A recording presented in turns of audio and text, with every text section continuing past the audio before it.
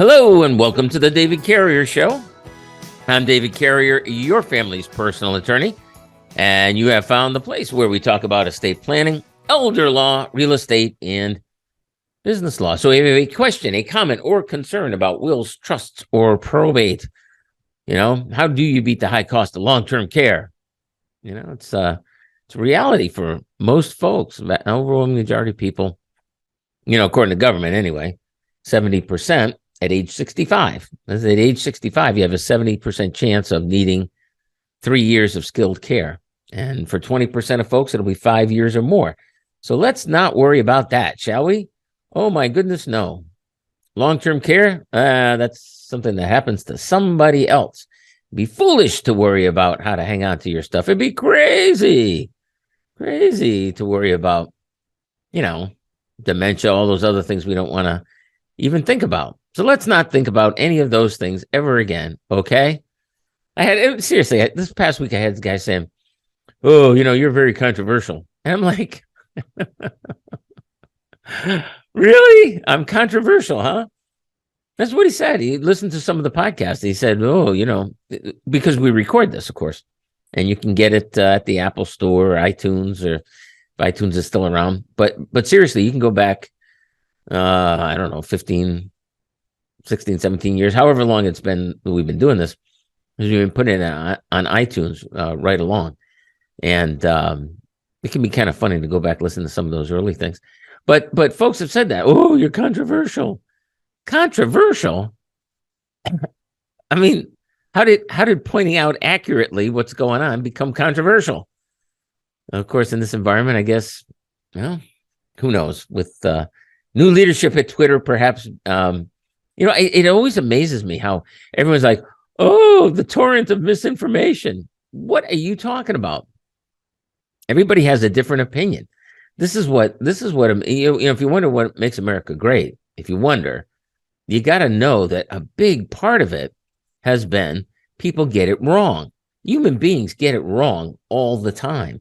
The only difference is that when you have some people telling you what the right thing is, and making sure that you don't hear about the alternatives, right? Can you say Galileo? Galileo. That's the guy who decided that the Earth went around the sun instead of the other way around, right? Well, when you shut off inquiry, when you shut off voices, right? When you shut them down and you say, oh, that's not true. Or like the media today, it's so corrupt. God, is it corrupt? Oh, this is a lie. Who the hell are you to be telling me what a lie is? Why don't you just report the stuff? Let me figure it out. Okay? And the more voices that you have, this is the whole marketplace of ideas, right? The more voices that you have, the more likely we are to find out what is true. I mean, why do you think things are so screwed up why do you think Russia can't beat the Ukraine? Huh? Why do you think that? Do you think it's because the military is so bad and the people are unmotivated and they're drunk by half the time? Yeah, of course it's that. But why is it that way? It's that way because nobody would tell the truth. Okay? One person told a lie, everybody else repeated it, and they were so afraid of contradicting anybody that nobody told the truth. And it's lies all the way up and down. There's a I don't know which culture it is, says that the world is balanced on the back of an enormous tortoise, right? This is supposed to be this tortoise that's carrying the earth around. Okay, fine, good enough. And then somebody asked the question, well, what's underneath the big tortoise? And whoever it was, the religious leader, shaman, wise man, whatever, who knows? Anyway, he goes, oh, it's another tortoise. And then they said, well, what's under that tortoise? Another tortoise. And what's under that one? Another. And finally the whoever it was, the person telling the story, the wise person, whatever, religious leader, whatever it was, says it's tortoises all the way down. Okay. Shut up. Just big tortoise, a whole string of tortoises. Well, when you look at something that's as disastrous as the Soviet Union, and then Russia, Russia first, and then the Soviet Union, and Russia again, it's all Russia, right? And you look at any totalitarian regime, any regime that is self-perpetuating, right? They've got to control information. They've got to, whatever their lies that there are, and we're all human beings. See, this is the other thing that flips me out. It's like, since when have human beings, any human beings, like ever, had a corner on the truth? When has that ever happened? Okay. And when people claim to have a corner on the truth, what do you find out? You find out that they don't. And it's not because they're bad people necessarily. It's not because they're lying to you on purpose. It's because that's the nature of being human. You don't know what the truth is. You don't know. Get used to it. Okay. I hope you are used to it. Right. Because look, if there was truth and we could figure out what it was, everyone would do the truth and then it would be no problem. Instead, what we've got is this very interesting sort of thing where you think one thing, I think something else. Now, is there fundamental truth? Yes, like killing people is bad. Okay, we can all agree on. Can we all agree on that? Right? Killing people is bad. Yeah, but there's exceptions, right? So if somebody is themselves bad and killing people, maybe we have to kill that person to stop them killing other people. Maybe. It's a possibility. But we can agree, can't we, that innocent people shouldn't be killed? If you're just minding your own business, doing the good thing, you should not be killed. I think we can all agree on that. So I'm not rejecting the idea that there is fundamental truth. What I'm saying is that you don't know how to find it all by yourself, because your prejudices, your ways of thinking about things, and I don't care how woke or self-aware or whatever else you think you are, right? You can't check yourself, right? You can try, and we do, right? We all do. You want to know that what you're saying is accurate. You want to, you're not so stuck up and full of yourself that you claim that everything you know is true and everything else somebody else thinks is just wrong. You don't do that. I know. But here's the thing. Without other people who are coming at it from a different perspective, you don't know either. And what's amazing to me, just absolutely amazing to me, is that people who have suffered from this, right? People who have been, marginalized or what have you, they're the first ones to take, freedom of speech and choke it by the throat, kick it in the rear end and try to subjugate it. Isn't it amazing? When you look around, it's like, hey, whatever happened to sticks and stones may break my bones, but names will never hurt me. What happened to that? What happened to, I can say anything I want. It's a free country. You remember as kids saying that? I do. You can say whatever you want. It's a free country. And then you get people who don't want it to be a free. Well, why not? Oh, that's controversial. What the hell is controversial about it?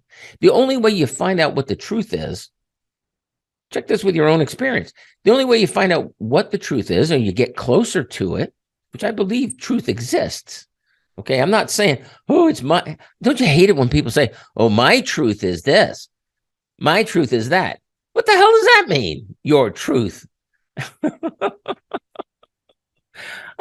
I'll grant you all day long, look, that's your perception of it. Okay.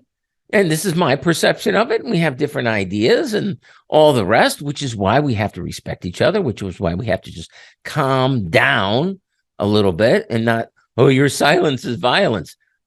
What? How did that ever happen?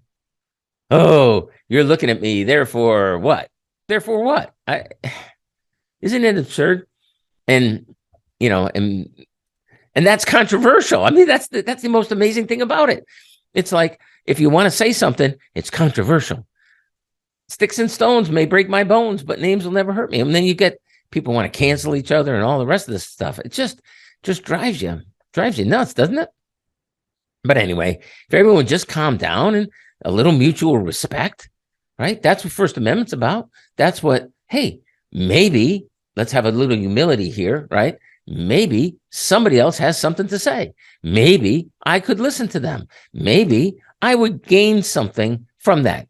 Maybe I won't, right? Maybe I won't. Maybe I'll listen to everything they have to say. And I think, well, that's a bucket of turds. I don't believe any of that. Okay, fine. That's good. That's good. But at least you listened. You know what I mean? You had that conversation. You talked about it. You figured it out, right, to some extent, because the only way that we're going to make any forward action here is by listening to other people who disagree with us. And your conclusion at the end of the day, I'm not saying what it should be. Maybe it's the same as when you started. That's fine. That's fine, right? But this idea that there's only one truth, or that, us talking about the things we talk about on this show is controversial. I got to tell you, that really kind of took me aback. It's like, oh, it's controversial to teach middle-class people how to hang on to their stuff. Like, that's bad. How did that get to be bad? David is not understanding. If you, I try, God knows I try, but I don't get it. And here's one of our champions of free speech, Jerry Lee Lewis. That's right, died this past week. The killer. You're listening to the David Carrier Show. I'm David Carrier. Nowhere near as controversial as Jerry Lee Lewis, your family's personal attorney. Welcome back to the David Carrier Show, the show where we're commemorating Jerry Lee Lewis and not Little Richard. But since my producer obviously is unaware of the difference between Little Richard and Jerry Lee Lewis, I guess we'll put up with that for the time being. Somebody take a one ad, will you please? We need somebody who can tell the difference. Anyway, you're listening to the David Carrier Show. I'm David Carrier. You're controversial, apparently. Family attorney. This is where we talk about estate planning, elder law, real estate, and business law. And we've been doing it for quite a long time. So if you haven't figured out how controversial we are we really controversial at all? I don't see it. Anyway, yeah. So the whole idea, this elder law stuff that we're doing, right? It's that's controversial. It's like all we're trying to do is hang on to your stuff and use the law as the law is written to benefit you. Well, why not? I mean, goodness knows we have tax laws that don't particularly benefit you, and we've got here's the thing. We get a strange virus, right? And all of a sudden, hey, everybody locked down and better not say anything about it. What? And then you look at the stuff that's coming out now. Okay, and I won't even characterize it because goodness knows I wouldn't want to be controversial. Just read the newspapers or the online or wherever you get your news. I mean, look at what the CDC is saying, the Centers for Disease Control and Prevention. Look at what they're saying now. Compare it to what they said then. Okay, and they said it with such absolute certainty, such absolute moral force. Right. And then they were wrong about it. So here's my point. It's not that we're not all trying to figure out what's correct. We're all groping for the truth. That's true. We are. Oh, and by the way, if you want to be controversial too, you can give us a call, 616-774-2424. That's 616-774-2424. All right. If you're listening on Wood or KZO or wherever you're listening, give us a shout and love to hear from you. But unless you're controversial, in which case we'll hang up because we don't want to hear anything that's Really? Give me a break. Anyway, and there's just an example of where you had, this pandemic thing, an example of where you had high stakes, right? Deadly disease, that's pretty high stakes, overwhelmed hospitals, on and on and on. And do you think we were well served? Do you think we were well served by restricting who got to speak about stuff? Do you think we were well served by people, whether it was on social media or what have you, who said, okay, you can't talk about that. You cannot have that position. All right. Or if you do have that position, no one else is going to hear it because we're going to turn off, we're going to turn you off, cancel you, or whatever you want to call it. Are we well served by that? Or do you think that it might be a better idea if let 1,000, it was the Chinese who said, I think it was Mao, let 1,000 flowers bloom, he didn't mean it, of course. But, that's what the First Amendment's about. Just go ahead and say it. Are you wrong? People figure it out. Okay. And that's the thing. We've always had the guts. We've always had the intestinal fortitude. We've always had the courage to listen to things that we totally disagreed with. Is that old thing? Never true. I may disagree with what you say, but I'll fight to the death for your right to say it. Whatever happened to that? Whatever happened to that idea? Nowadays, you can't even shut your mouth, and without some people criticizing you or whatever. Silence is violence. Why don't you look up? There's dictionaries out there, aren't there? I mean, there's still dictionaries, right? Thesaurus, maybe even. Why don't you read the definitions of the words that you're using? You can't talk, we can't speak unless we have a common language. And if you're going to twist the meanings of all the words so that they're meaningless, and then you have to ask yourself, right? I think you have to ask yourself. I would ask myself, why are people trying to drain meaning out of words? Why are they trying to say things like silence is violence? Okay, I get it. There's a whole bunch of people believe that. I don't even know why, but they do. Okay. What are they trying to do? They're trying to make you say things, or make you feel bad about not saying the things. Saying what things? Things that they agree with. Okay. If you don't agree with me, if you don't say the same sorts of things I'm saying, then you're a bad, violent person, like taking a stick and hitting me with it. Really? What? How did that? Huh? I see what you did there. You think I didn't see what you did there? I saw what you did there. Okay. You replaced my freedom, my agency, my ability to look at the world the way I look at the world. Right. And you're saying, if I don't look at it the way you look at it, I'm a bad person. I'm a violent person. I'm a terrible person. That's what you're saying. Why would anybody do that? Unless they were so afraid, deep down in their heart, they were so afraid that they were, or recognized perhaps, that they were not correct about everything. Why is it? Have you ever noticed that the people who tend to be the most doctrinaire are the most brittle? They're very brittle. Once you get past it, right? They shatter like for nothing. They can't even bear to listen. Can't bear to listen to any opposing point of view. Is that a sign of strength? Is it strong not to be able to listen to anybody's other side? I don't think so. I think the reason why is America head and shoulders above everybody else in terms of, I don't care how you measure it, including the fact that millions of people want to get here. Millions of people, want to come to the, why? And I think it's very clear to me that the whole freedom to say what you want to say, the toleration for different points of view, that's what makes America great.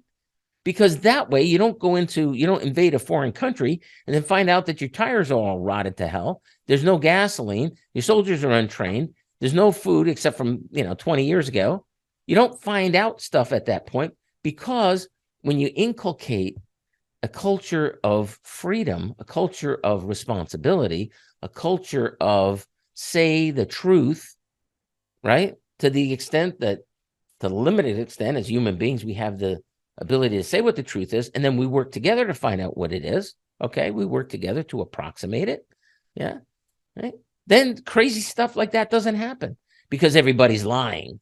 Instead, now you have a basis of truth, justice, and the American way, right? Now you have a basis for figuring stuff out and moving ahead. And all this came because somebody said, sorry for bothering you with all this. It's probably boring, but this idea that anything we say here is controversial, it's like controversial. What do you mean? How could saying, hey, you're middle class, here's how the law works? Controversial, I guess. Whatever. Listening to the David Carrier Show. I'm David Carrier, your family's personal, and I don't think really controversial, attorney. Welcome back to the David Carrier Show. I'm David Carrier, your family's personal attorney. Now's the time to give us a call, 616-774-2424. That's 774-2424. We'll get your question, comment, or concern, however controversial. What a strange notion. Anyway, however controversial, on the air, 616-774-2424. I'd love to hear from you. You can also drop us an email, David at davidcarrierlaw.com. Emails that electronic mail. Just send that on over. I'd love to get the emails. Or you can go to the website, davidcarrierlaw.com, and at davidcarrierlaw.com. I think you can leave. There's notes you can leave on the website somehow or other. I don't know. Figure it out.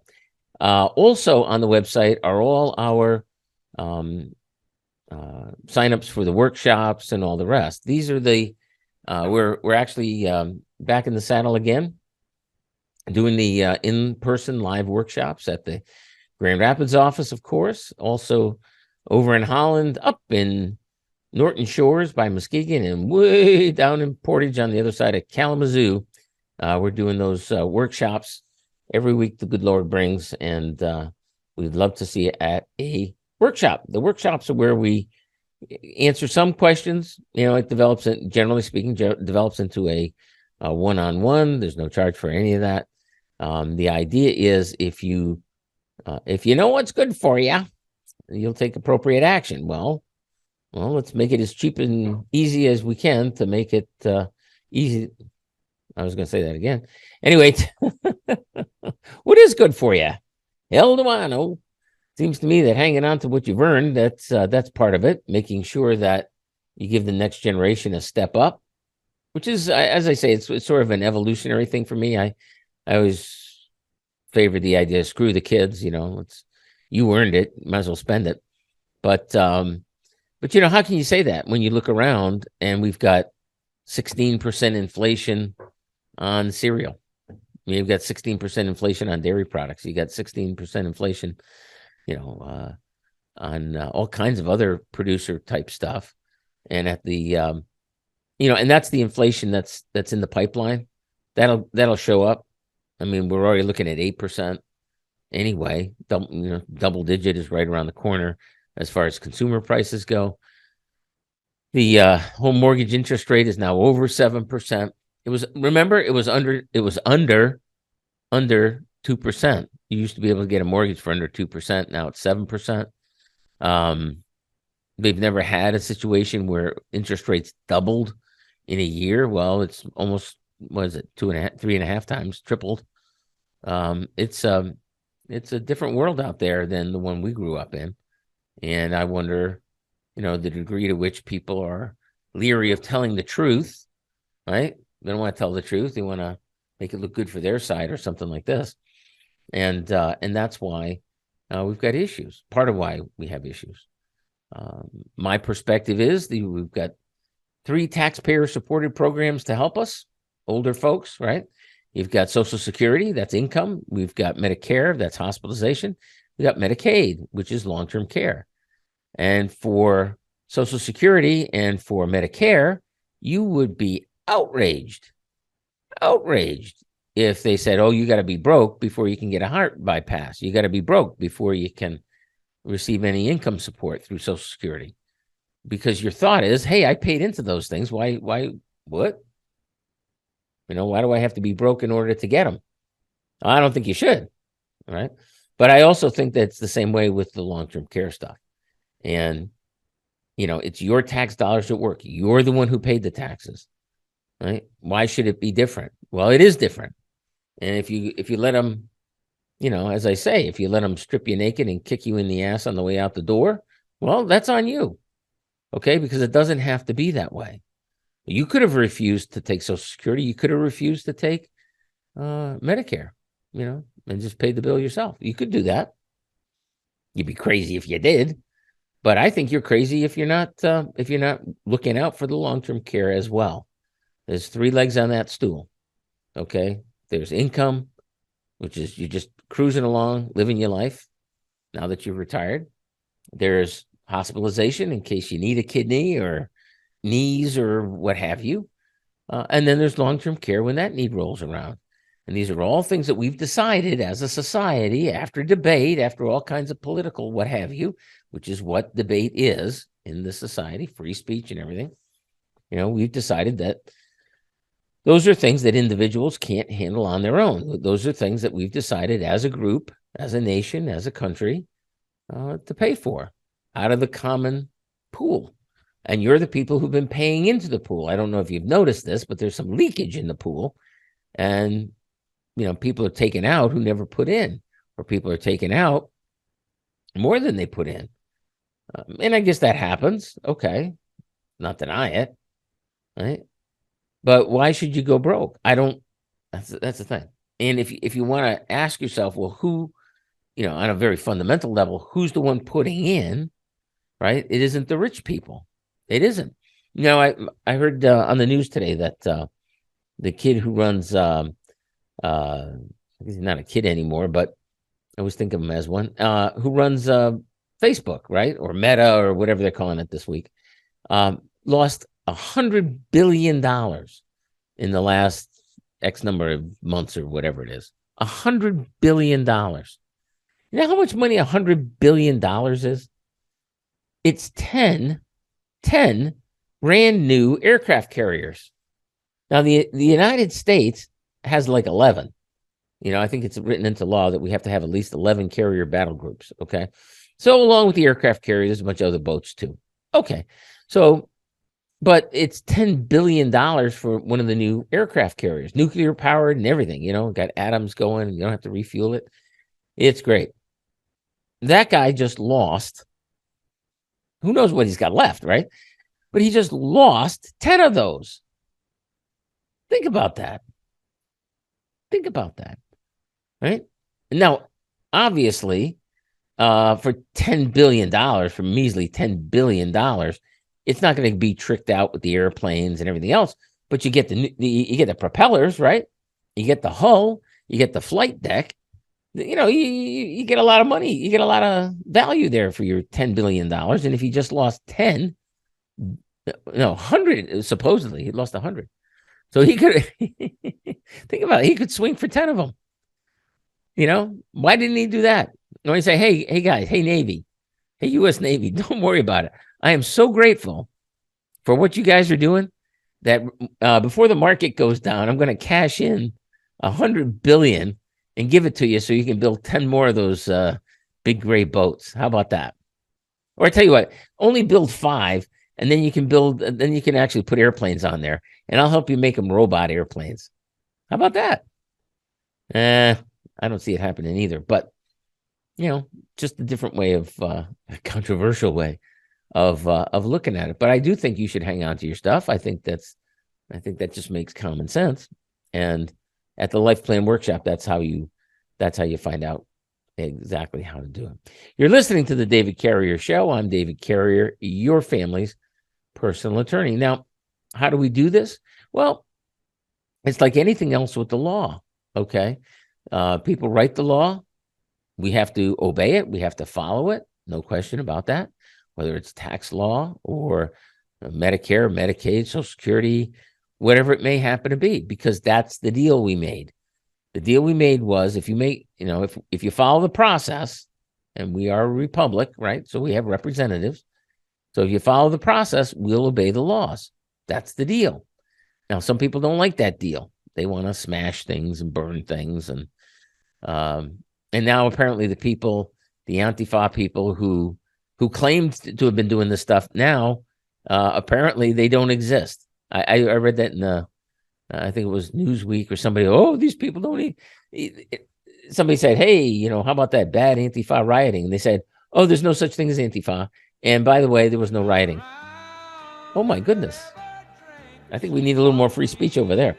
Listening to the David Carrier Show, I'm David Carrier, your family's personal attorney. Welcome back to the David Carrier Show. I'm David Carrier, your family's personal attorney, crossing the Delaware to bring you the wide world of law, right? Something like that. So let's see if we can get some emails here. We had enough of the controversy, I guess. How do I stop my father's wife from draining bank accounts, turning off phones while he's hospitalized. I have my father's durable and healthcare power of attorney. I'm trustee of his trust, leaving half of his property to his kids. His health started to fail about 8 months ago, got progressively worse. That never happens, right? So he asked me to step in.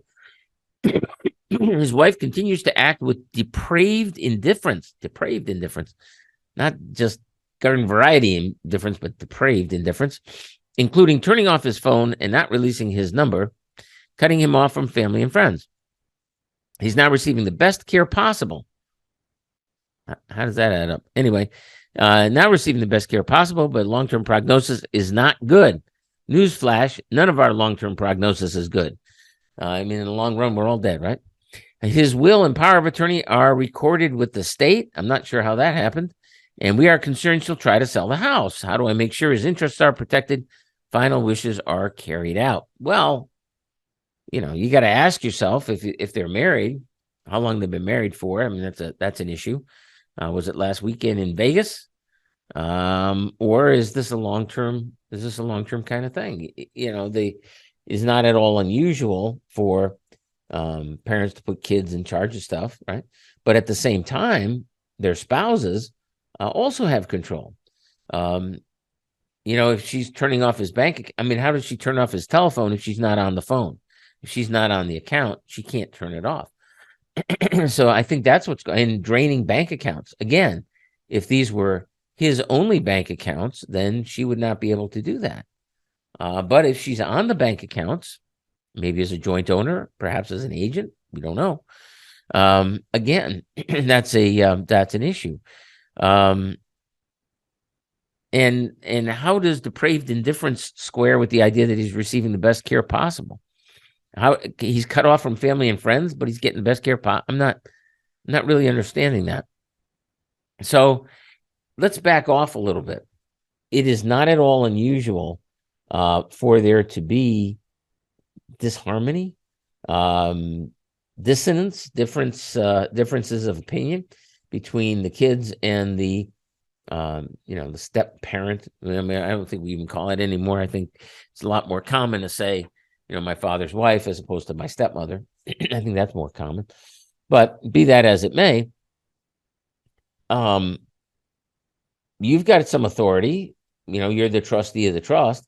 You can make sure that trust assets are not being plundered, right? That nobody has control over those. It says, concerned she'll try to sell the house. Well, if the house is in the trust, which is where it should be, then you really don't have to worry about that because she's not the trustee. You are. But here's the real truth of it is that so often when people put together an estate plan, and this is true whether you're remarried, whether you're just doing it on your own, whatever, you do the trusts, you do these things. Well, when you do a trust, if you don't put your stuff in the trust, it doesn't have anything to do with anything. The trust is irrelevant. And that's common. That's 96% of the time, according to one survey. Okay. So, and nobody that you talk to will say it's more than 80% of trusts are funded. I've never heard that. Most people admit that it's closer to 100% of trusts don't work because there's nothing in them. So the fact that you are the trustee, well, if there's no property in the trust, it doesn't matter. You can be trustee 6 ways to Sunday. It's not going to matter. Same way with power of attorney. If the spouse is on, quote unquote, is on the account, meaning they're a co-owner, meaning they're a signatory to the account, then you can have the power of attorney. That means that you also can do various things depending on what it says in the power of attorney. Then you're able to take certain actions with regard to the assets, but that doesn't mean the spouse isn't able to also. So when the question is, how do I stop father's spouse from draining bank accounts, turning off phones while he's hospitalized? The answer is you need to talk to somebody and you need to figure out just what is in the trust. What assets are there that do not have the spouse's name on them? It may turn out that there's very little that the spouse doesn't already have control over. And then at that point, right, your next thing to do is to go to, probate court and ask the judge to impose a conservatorship if you're still concerned that the money's being wasted and all the rest of this. And if you think that the care choices that are being made are not good, I mean, really not good, then go for guardianship as well. That's really what you can do here. So first of all, rational conversation with the spouse is a good idea. All right, that would be a step.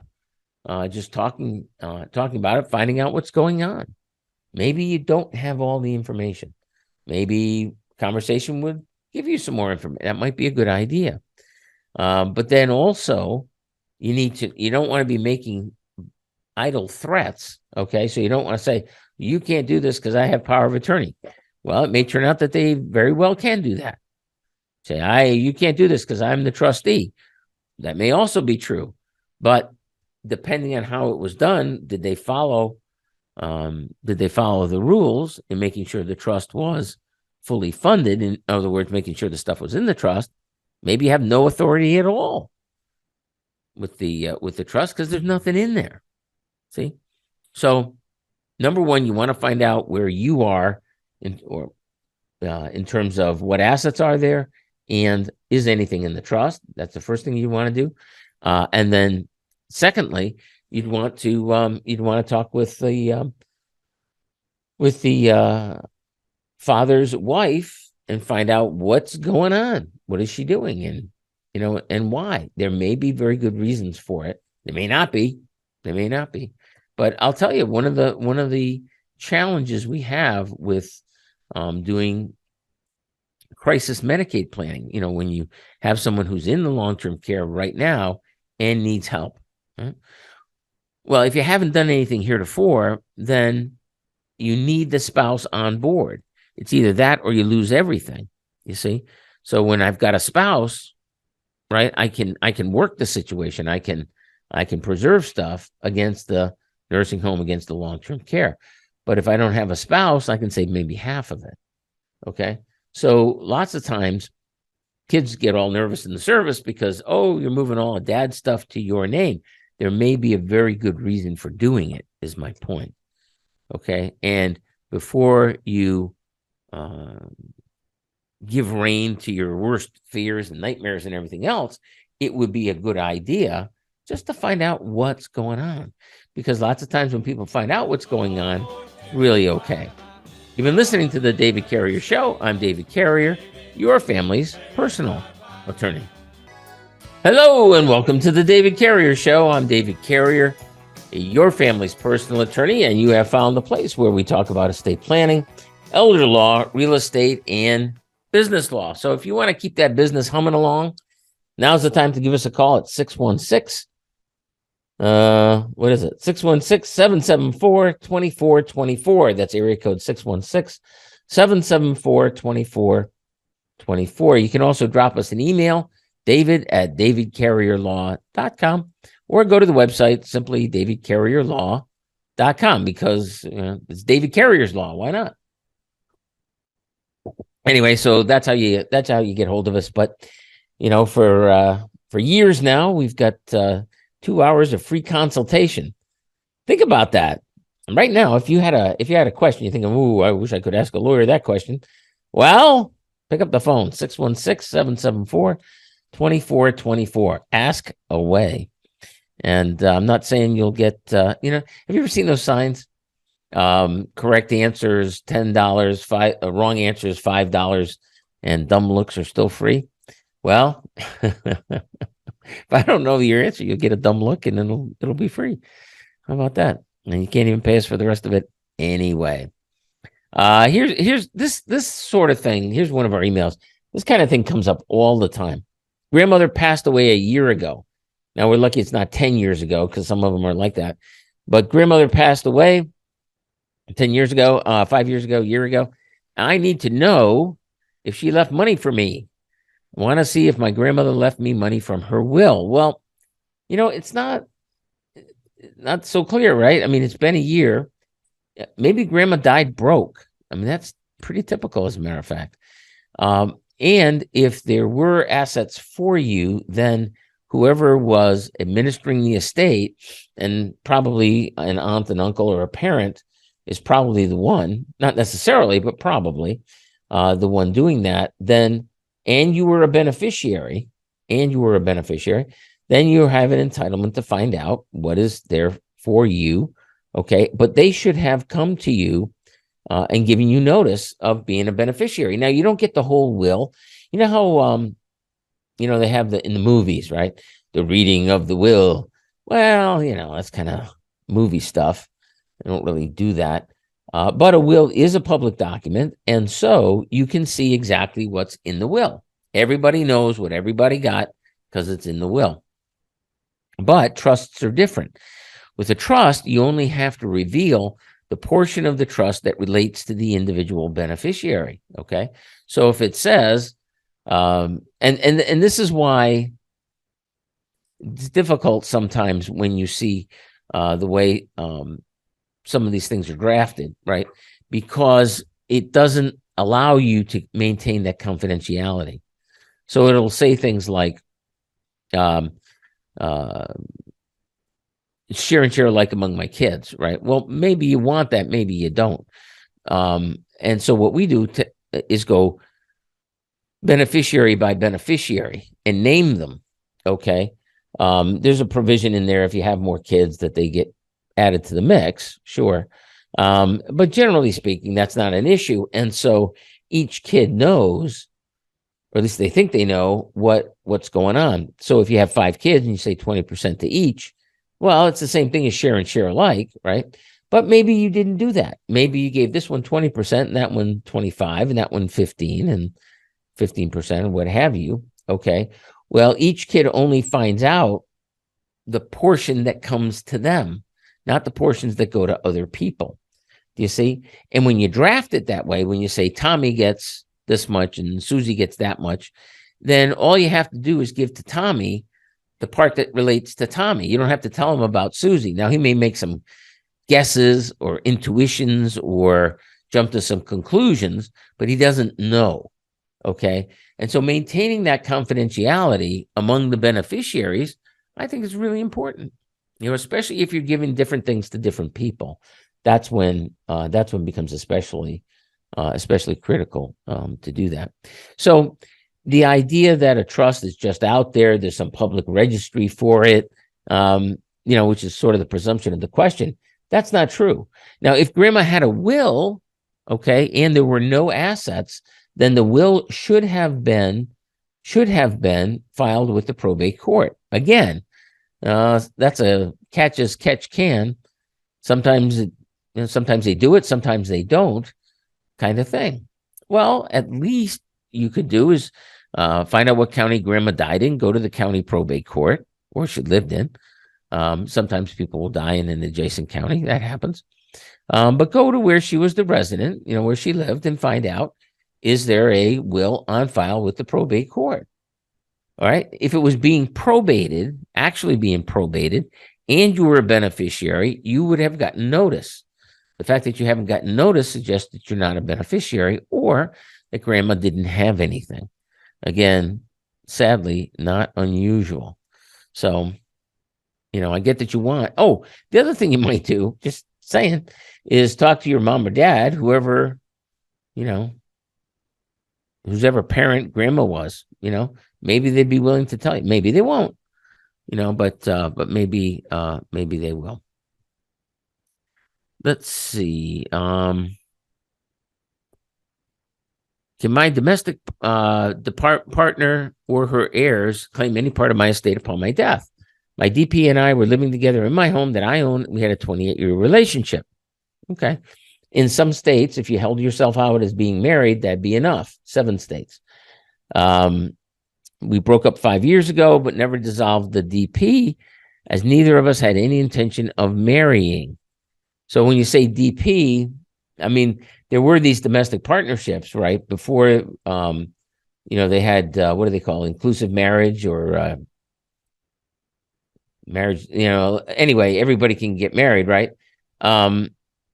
So if you had DP, then you have to look into what the DP said specifically. Michigan didn't have that. They went right to marriage. Okay. Well, marriage, we know what's going on with that. And so if you don't get divorced and that's what you have to do, then your spouse is still your spouse. Okay. No intentions of ever resuming a relationship. I'm unsure the 5-year span would have an effect, if any, on my particular situation. Not if you were married, it won't. I have a living trust, which doesn't name her as my beneficiary. She moved with all her possessions, and we have no mutual debt. We don't co any personal property, no children together. It wasn't until recently I had concerns about whether she or her heirs would have any legal right to my estate upon my death. Not certain there were any financial reasons / obligations where dissolution would be warranted. Thank you in advance. Appreciate your time, expertise. I would not leave something like this hanging out there. It may be in some states, I don't know, that the DPs, the domestic partnerships, were converted to marriage, with all the attendant responsibilities and everything else. One of the things that people do overlook, and me, I'm always beating the long-term care drum, because I think that's where, well, it's not just I think it's not my opinion, it's just a fact. That's where middle-class Americans go broke, right? The elephant graveyard there. You go into long-term care, there goes the farm, there goes the life savings. Now, your spouse's assets count when you're going for Medicaid. So you won't get Medicaid if you don't reveal your spouse's income, assets, all that kind of stuff. You got to do that. Even if you've been estranged for 5 years or 20 years, it doesn't really matter. Okay, as long as you were married. So you really do want to make sure that, number one, that it was a DP, not a marriage. That's the first thing you want to do. But I think that just if it is a DP, then the domestic partnership, then end it. You know what I mean? Put the final bow on the package if you want, final nail in the coffin if you want to call it like that. But either way, you should clear the decks of this thing, because I think you're absolutely right. I mean, it can come back to haunt you, even though you have a living trust. I get it. You got a living trust. If the assets are in the living trust, you're going to avoid probate. There won't be that issue. But better safe than sorry is what I think, and it wouldn't take too much to would not take too much to fix this, so that you just don't have to worry about it. And this was especially a problem. I wouldn't call it a problem, but it was an issue in California. So you had some that were some of these DPs that were based on city ordinances, some that were based on state law, county law. You really don't want to leave this so that somebody's figuring out later on. Okay?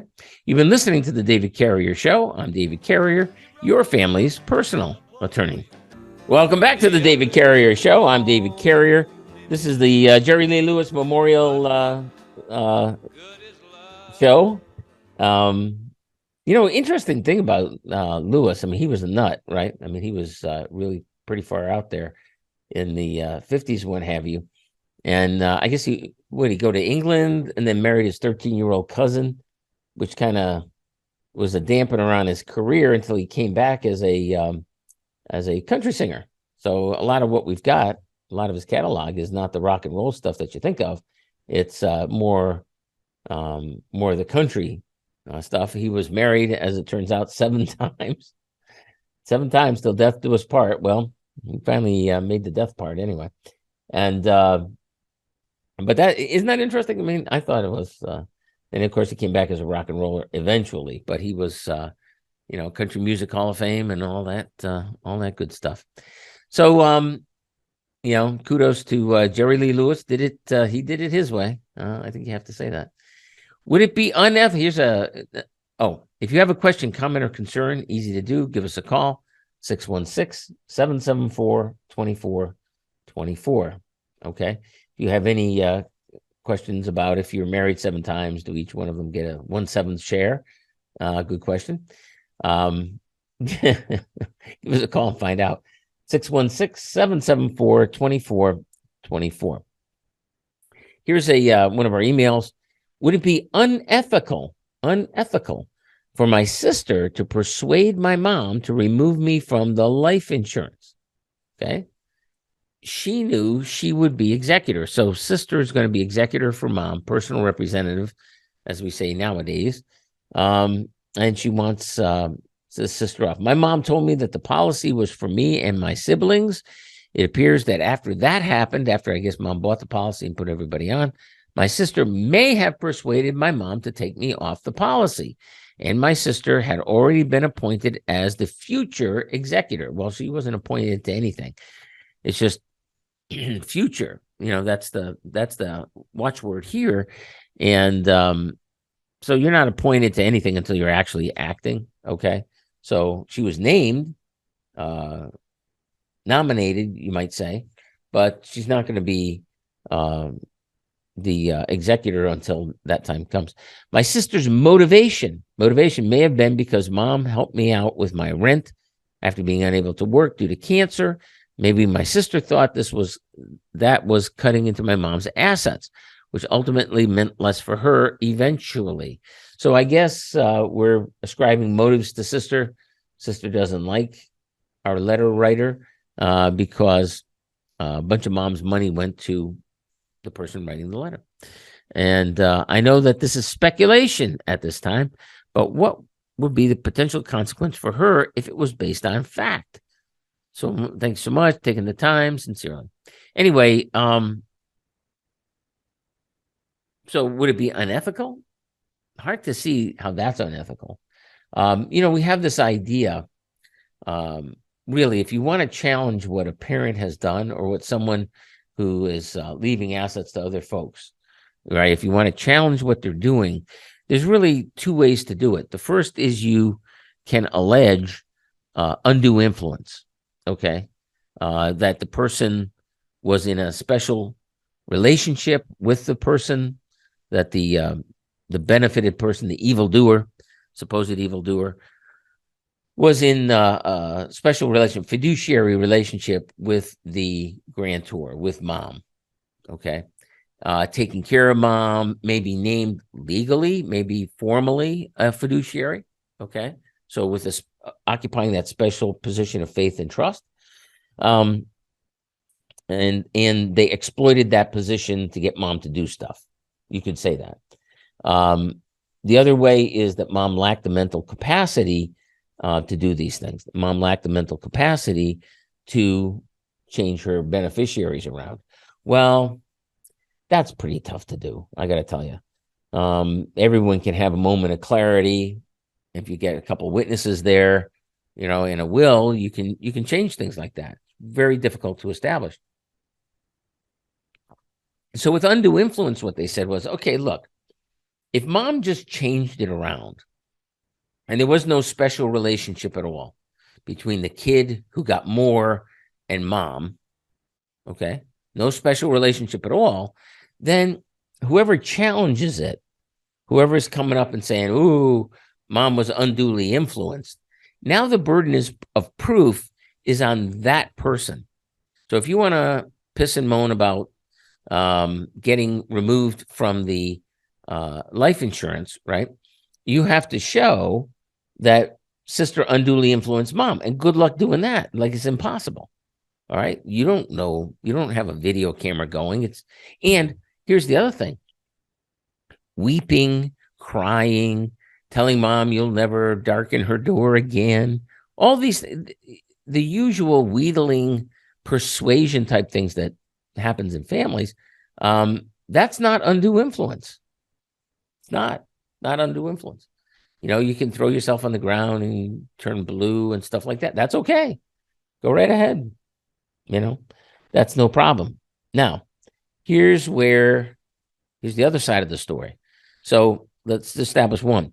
If there's no special relationship, right? So if mom had given the person writing the letter here, right, who has, just a regular relationship with mom, but not doing stuff. If she had just a regular relationship with mom, then, and she got a bigger benefit, it'd be very difficult to prove undue influence was the reason for that, because it's just a regular relationship.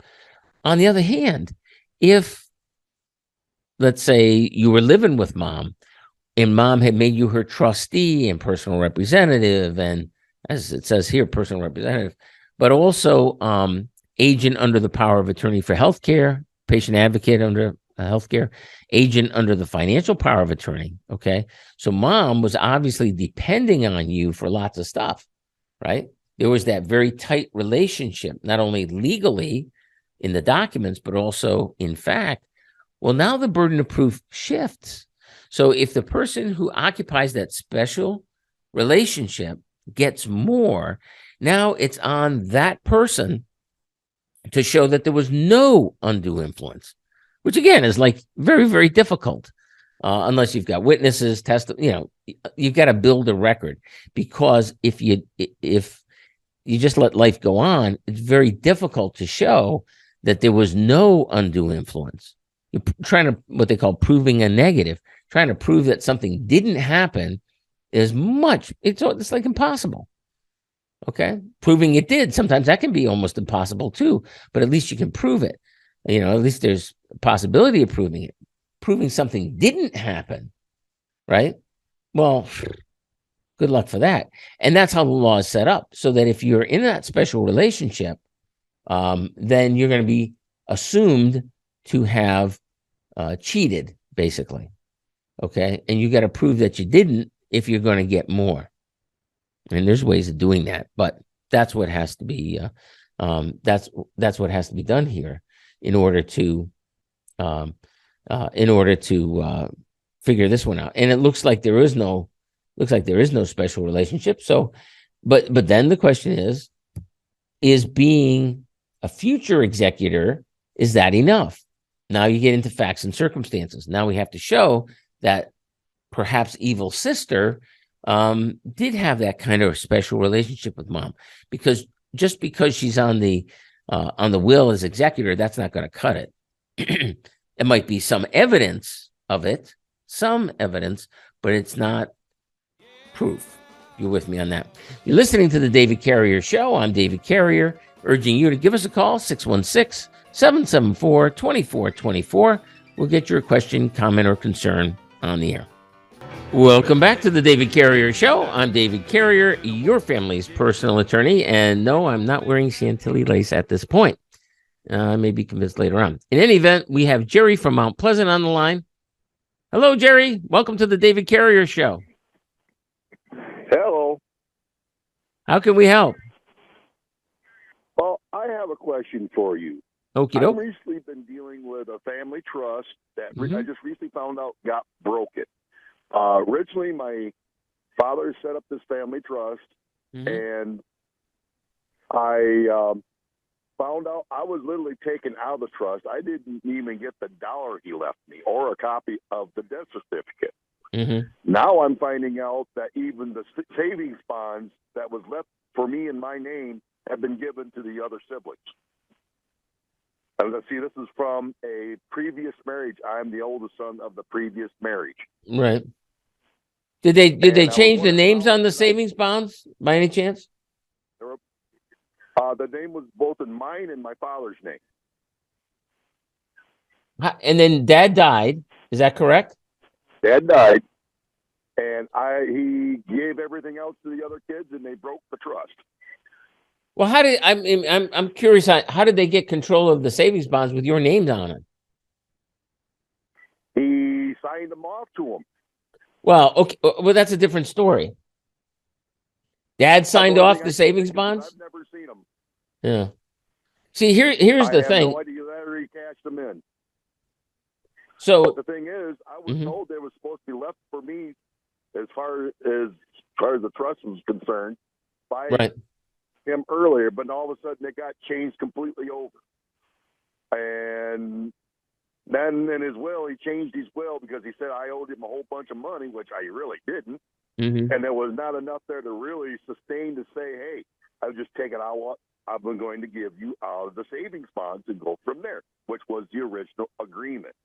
But then turn around, I didn't get anything. Okay, so let's look at the savings bonds just to get started with. They were not in the trust.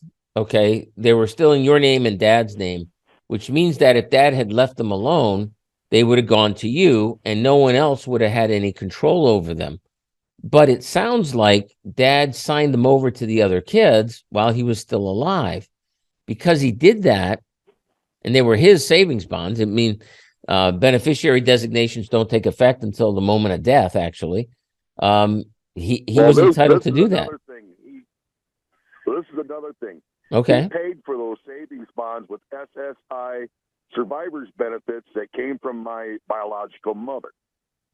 And they were made that way by a joint agreement with my grandparents and him that was supposed to be for me for going to college. Oh.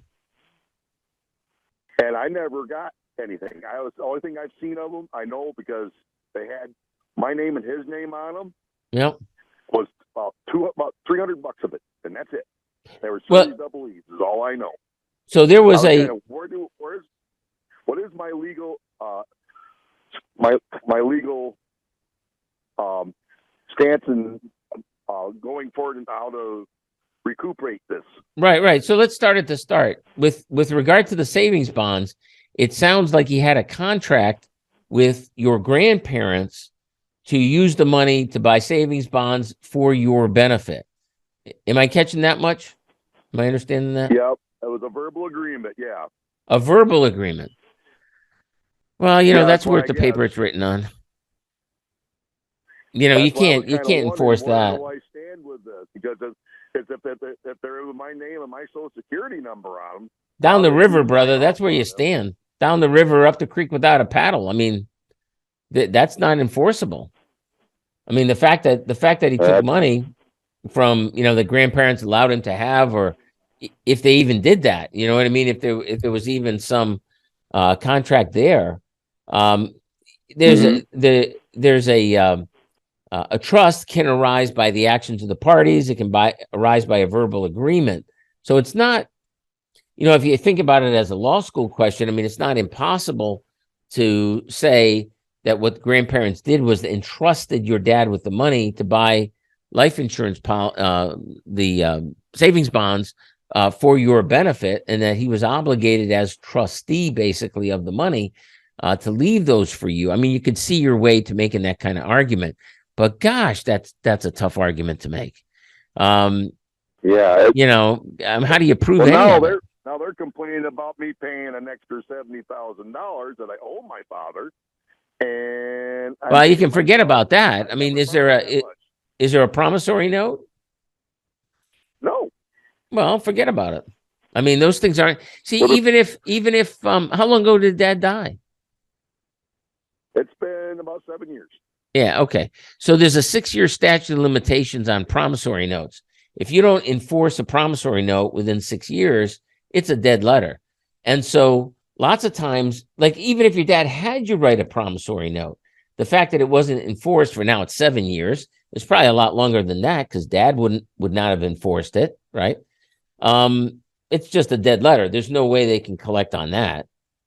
Okay, so don't worry about owing them. They've got paperwork to the contrary, but I've never seen the paperwork. I've never signed any paperwork. Yeah, but they haven't enforced it. The point is they haven't enforced it. Well, unless they have, right after Dad died, if they went to court and they got a judgment against you. The problem was when my dad originally passed away, I had an uncle and aunt that was going to enforce it.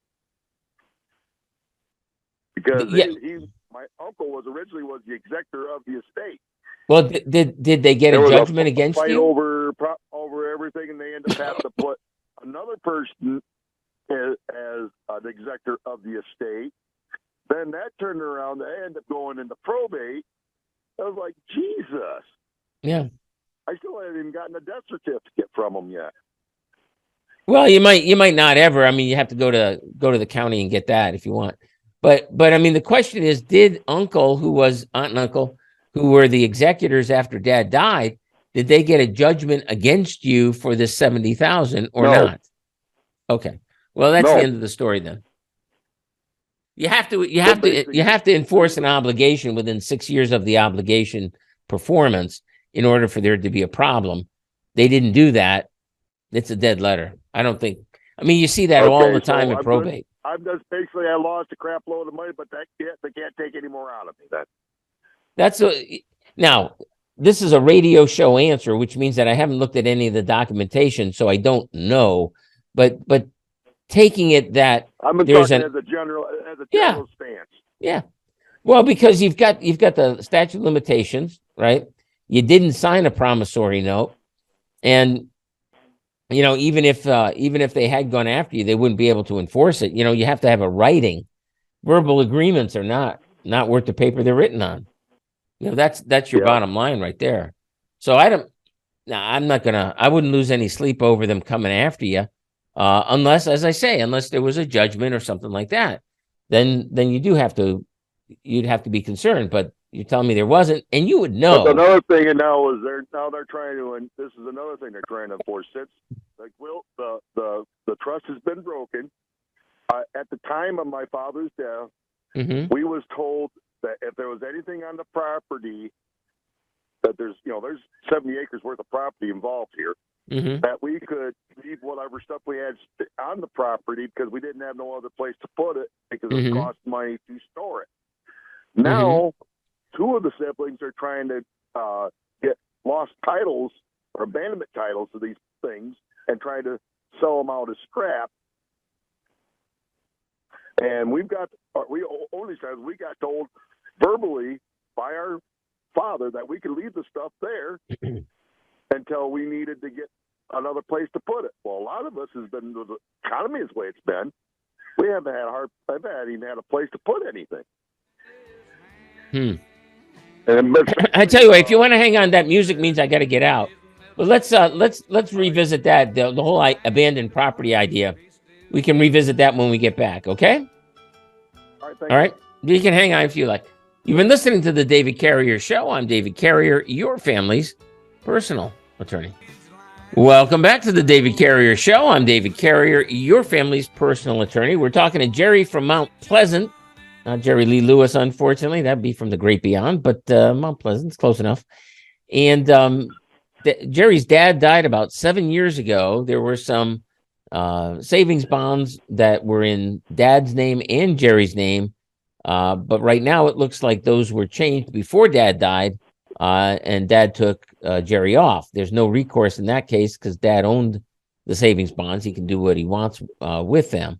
There's also an issue with question whether or not Jerry would owe any money to Dad's estate. Well, there was no writing. There was no promissory note or anything like that.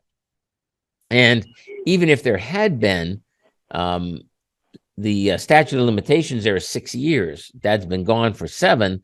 And Jerry believes there has been no enforcement action taken on any debt. So, you're home free on that one. Now, there's still acreage, apparently, that's owned by the trust or owned in the estate. And on the property are titled vehicles, not just farm vehicles, which do not have a title, but titled vehicles.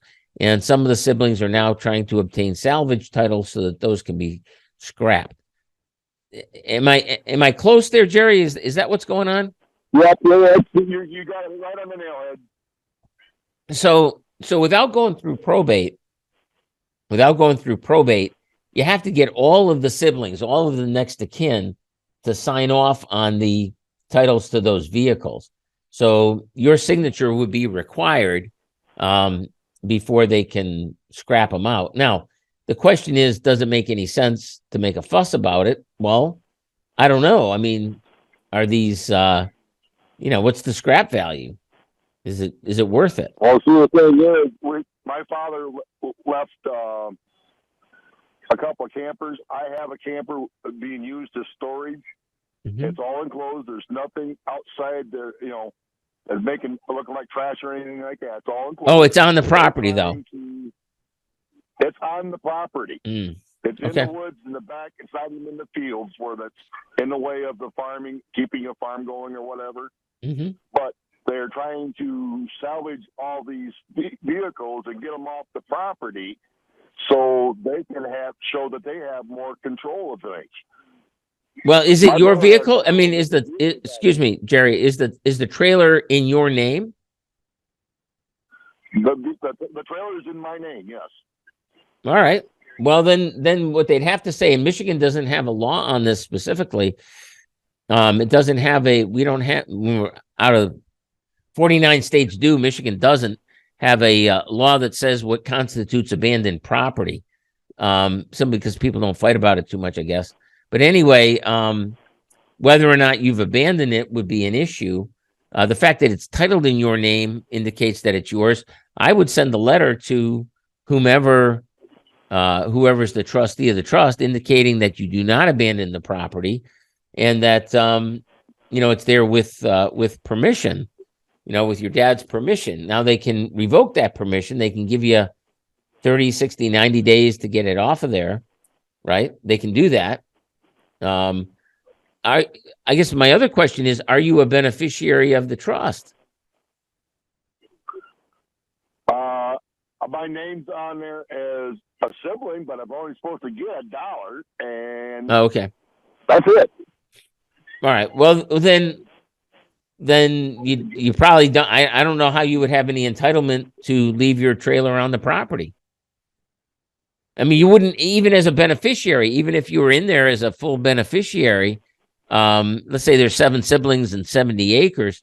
Well, you don't each get 10 acres. You don't get to fill up 10 acres with your stuff. It doesn't work like that.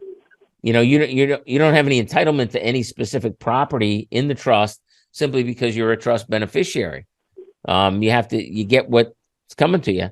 And actually, I have the name up. I'm actually have equal value as other siblings. Well, what happened to the $1? I haven't seen it. No. I mean, but how do you have an equal value? If your dad left you $1, usually people do. I mean, I think it's stupid to do that. It's better to just outright disinherit somebody if that's what you're going to do. But if he left you $1, he left you $1 and an equal share.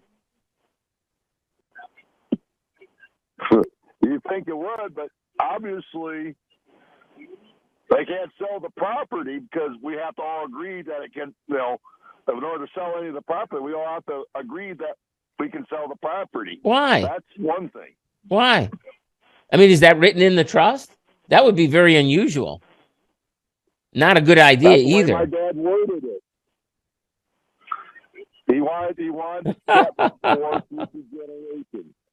How many kids are you? But the thing is, I have a sibling that still lives on the property that needs special needs. He has a life lease on the place. Well, there's another story. Okay. All right. Well, are you supposed to get an equal share when he dies? Supposedly. See, this is where, okay, so this is where not having a copy of the documents makes it kind of tough, right?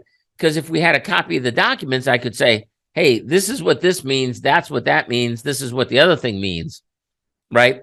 Document like that should be a roadmap.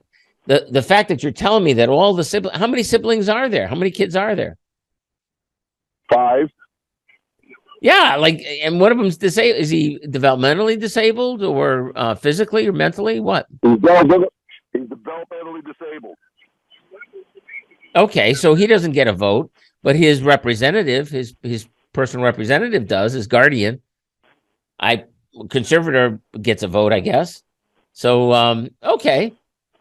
So this this is the kind of thing we talk about a lot because.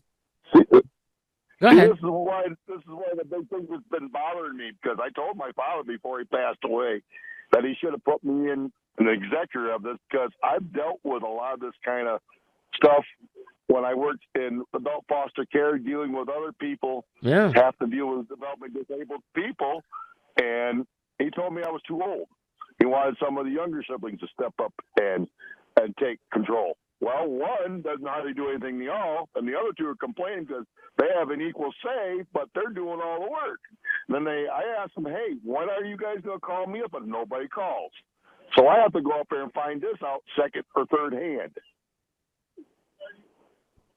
Yeah, all I can say is you got a lot of issues going on. I mean, like, if brother's got the life estate, then the fact that you've got a trailer up there is probably less problematic simply because they're not moving to sell it right away. But this is definitely one of those situations where you really need to get an attorney involved, or get your own attorney just to tell you what your rights are, because there's just too much stuff going on here, to speculate about it anymore. Plus, the music means I need to get out. But Jerry, if you want to shoot us a copy of that, that'd be fine. Just email it to me, david@davidcarrierlaw.com. I'll take a look at it and see if I can help. But okay, that would be the thing. All right, I'll let you go. You have a good day, and thank you. Thank you, Jerry. You've been listening to the David Carrier Show, Jerry Lee Lewis Memorial Edition. Be controversial out there, why don't you? I'm David Carrier, your family's personal attorney.